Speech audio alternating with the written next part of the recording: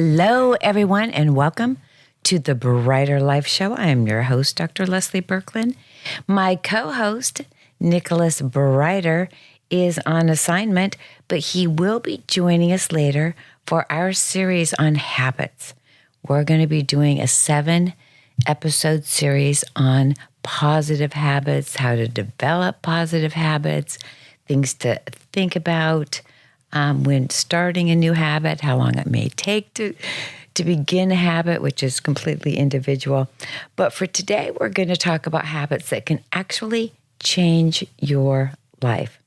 And this is actually from an article that was in Forbes magazine. It was their lifestyle section. And the author is Noma Naziz, and she is actually the contributor. And so I'm going to be taking notes from her article, which I just think is just a beautiful and excellent article. So I want to give her credit. We're going to start out by actually quoting Jack Canfield. And he says, I think it's just a beautiful quote to start out thinking about habits. Your attention determines your altitude. So think about that. Your attitude determines your altitude. Okay, so what you think about determines how high a level vibration where you're going to be. He also says that successful people don't just drift off to the top. Sometimes we see successful people and we think, oh, they're just so lucky. Oh, they just have it all. Or they were just given some special gifts. Or their families were so well off that they just had opportunities that other people don't. But basically, successful people, they just don't drift off to the top, no matter what their personal situation. Getting there requires focused attention, personal discipline, and lots of energy every day to make things happen. And that is a quote from Jack Canfield. And I'm going to have to agree with him. I think that he couldn't be more accurate. Meanwhile, we're going to talk about just some steps that you can take to just make the habits, create habits, and really have develop some habits that can change your life. One is to create a morning ritual.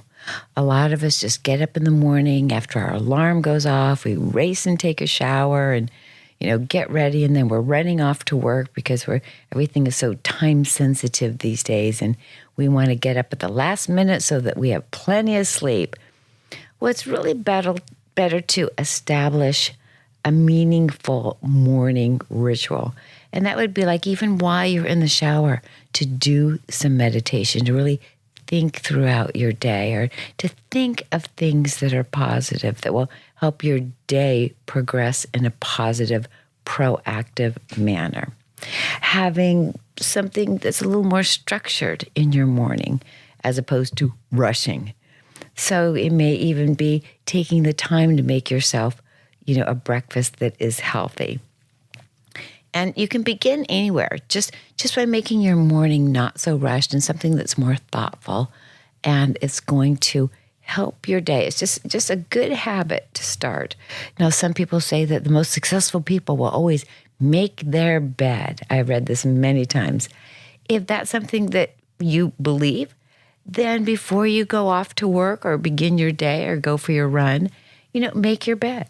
It's just a positive habit to start so that you've actually completed something. You've actually done something. It may be, cleaning up your kitchen before you leave. That happens to be what I do. Like, I have a hard time leaving my house without having one aspect of my home in order. And in my case, it happens to be the kitchen. So something else that will help you, another daily habit that can create a positive change in your life is to read more. We're in this world of everything we seem to learn, we're just watching it on the TV. And it comes at you so quickly that it's just scrambling all around your head. And then we have to come up with, what's real, what's not real, what little piece are we going to remember. But actually having a book in front of you and reading, it's really a great way to gain knowledge and to also stimulate your own creativity. And it's calming. More people, you just don't realize that calming is an effect of reading, especially if you're reading like nonfiction books, because not only can it be calming, you can also learn something. It's an excellent tool to broaden your horizons or develop new ideas, or you can seek some motivation, even reading motivational books or books that are just inspiring. So that is something else that I highly recommend to develop as a new habit. And when I say reading, it doesn't mean that you have to read an hour. We're not back in school where we have to do a research paper, or we're not in high school where we have to write a review on something that we read. You can read for 10 minutes. That's perfectly fine. You could just decide to read a chapter a day. It's also important to note that you may want to read at night. You turn everything off this digital, your computer, just anything that's social media, and just read for 10 minutes, 15 minutes, whatever you're comfortable, whatever is within your comfort level for reading. Read a little bit before you go to bed, and that will be something that is just will be helpful for you to sleep. Studies have shown that reading before you go to bed will help you sleep better. Okay, next, moving on. Learn to single task. We are in this world where people are so proud, like, oh, I can multitask. I can do 10 things at once. And sometimes we have to. We don't have any choice. But to learn to single task, or what I say is double task, where you just limit the 10 things. Because if you are trying to do 5 or 10 things at one time, the odds are you're not giving 100% to each one of those things, so you may only give 20%. Where if you single task or double task, you're more likely going to give 90 to 100% of those tasks. So sometimes people, they just gauge it on how many tasks they completed. But if they completed many tasks but not well, that's not necessarily a good thing. It's better to do fewer tasks and do them well. In fact, studies have shown that people that multitask, that only 2% of the people in the world that multitask multiple ideas, thoughts, things that they're doing, that only about 2% are successful, meaning that they actually gain something from it or learn something or actually accomplish what they set out to do in their multitasking. And it's kind of interesting just how our brain works and how we sort of filter things out when we're doing these tasks. And so sometimes when we multitask, the efficiency rate is just so low that it actually could impair your cognitive control. And that is a study that was done at Stanford University. They made that conclusion after some research. And so they also recommend that it's better to write down a list of the tasks that you need to complete and do them singularly, one at a time. It doesn't mean that you can't accomplish multiple tasks in a day. Multitasking is when you're doing many tasks at the same time, which that is difficult. So just think about single tasking. I say that, people can double task pretty effectively. Next, we're going to talk about appreciation. And if you can just take some time, make it a habit to just appreciate things in life. And, it helps people with their creativity, and it also reduces stress, and it can improve your physical health. So it's kind of funny to think like, well, I'm going to think about these beautiful roses that I'm walking by on my daily walk, because that's one of the habits I've decided to participate with some friends. But if you stop and just think about the beautiful plants around you and rejoice in just nature and how beautiful it is, it actually reduces stress and it does improve your physical health.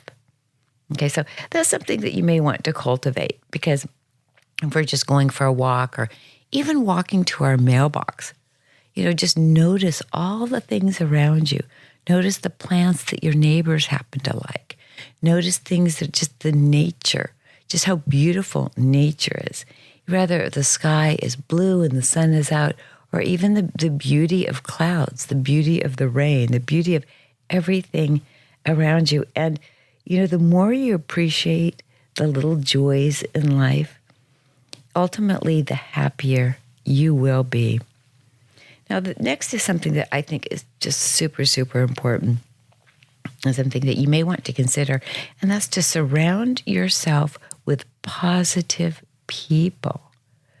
So we all have just a variety of friends. We have our kooky friends, our artistic friends, our intellectual friends, our troubled neighbor.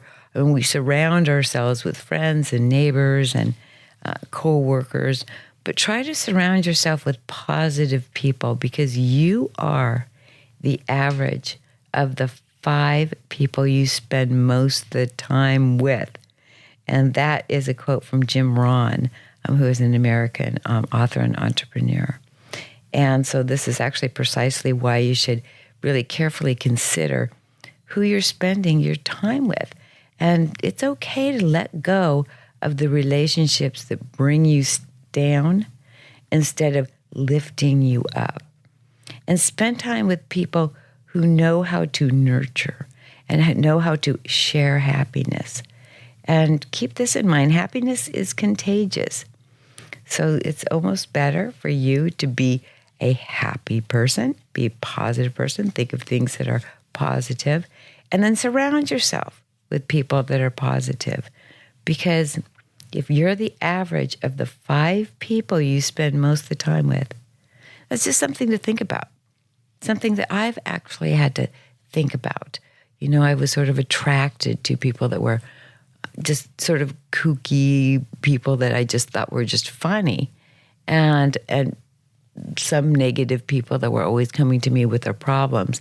And if I'm really the average of the 5 people that I spend most of my time with, it wasn't really looking good. So for me, so it's best to spend most of your time with people that are really just simply uplifting.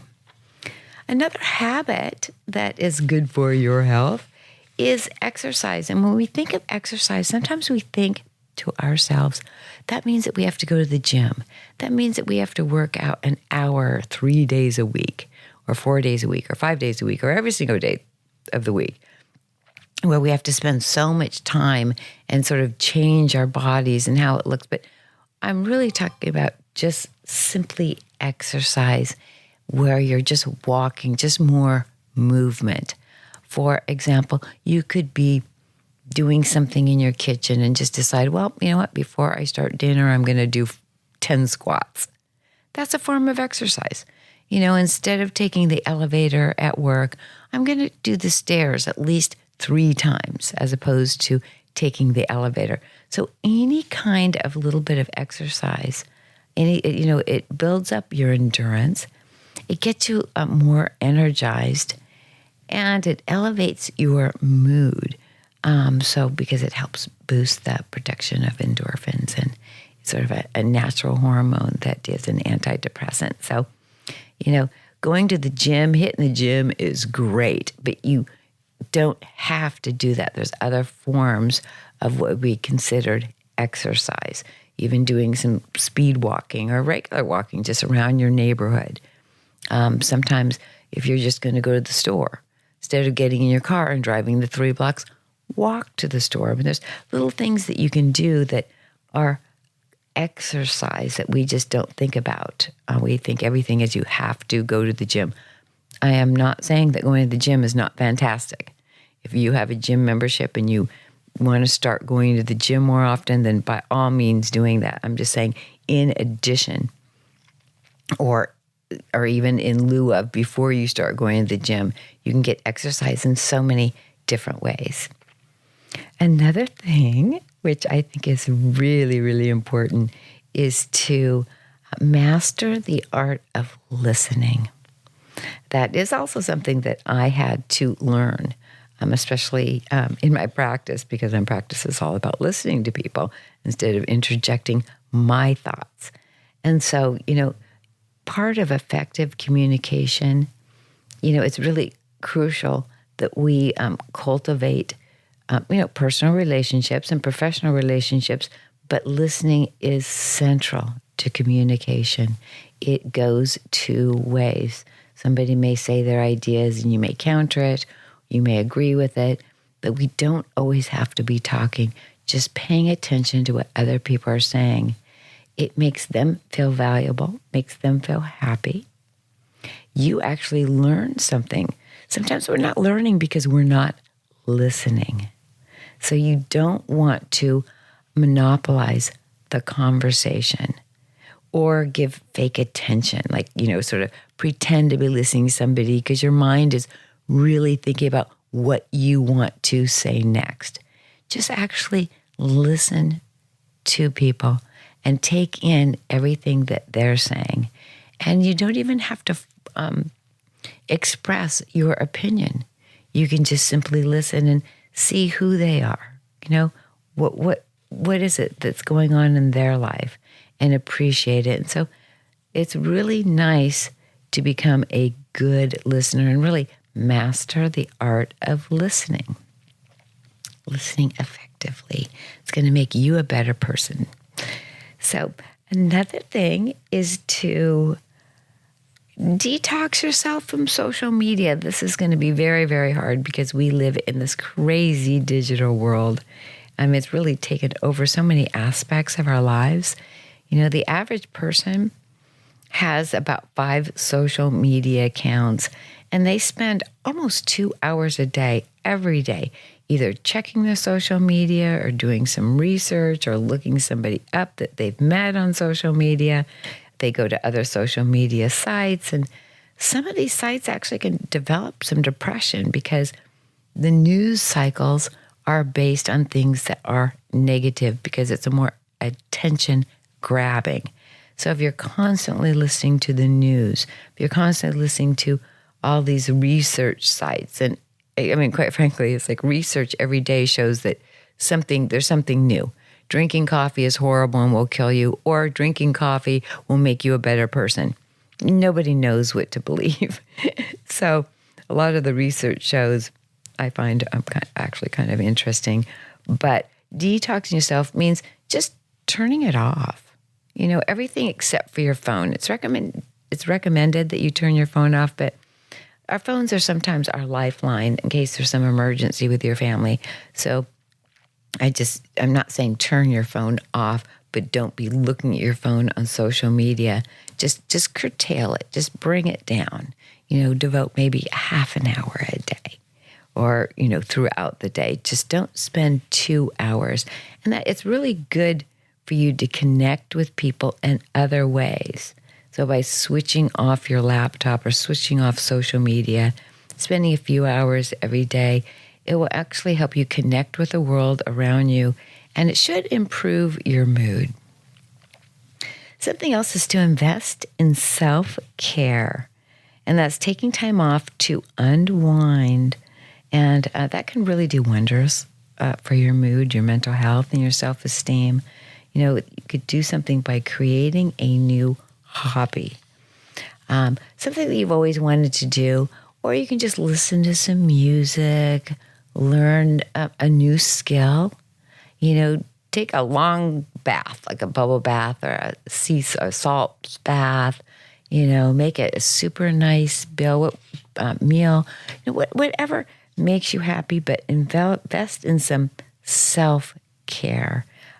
For me personally, I learned how to play chess only 4 years ago. I couldn't even tell you how to even move any of the pieces on a chessboard. And so now what I do is I will play chess with some friends online, and then I also play chess with with just a chessboard. So I'm playing against the machine, And there's different levels of chess. So I may spend 15 minutes a day playing chess. It's actually good for my mind. It's good for my mind cognitively. It's also good for your memory. And that's just what I've chosen. It's just my way to invest in myself and to invest in my mind. So these are just some habits, just some daily habits that can actually change your life, something to think about. Now, throughout our series, this was actually the very first of our series, we have about 7 other subjects that all to do with habits. But a lot of them are just different steps for developing habits, habits that are just meaningful in your life, how to build a habit and in so many steps, which is different for everyone, how to maintain healthy habits. And that's something that is also really important. You may have heard that it takes 6 weeks to develop a habit and 6 weeks to undo a habit, like a bad habit. But it's really per person. And I believe that it's more, it takes 6 weeks to establish the pattern of a habit. So it just simply means that it gets easier to maintain that habit. But those are some of the things that we are going to be talking about in the next episodes of The Brighter Life in our Habit series. Thank you for joining me. If you need to get in touch with me, you can always email me anytime. And my email address is drleslie@lesliebirkland.com. That's Dr. Leslie, DRLESLIE @LESLIEBIRKLAND.com. And I will always answer your email to me within 48 hours. So thank you for listening to the show. And until next time, have a wonderful day.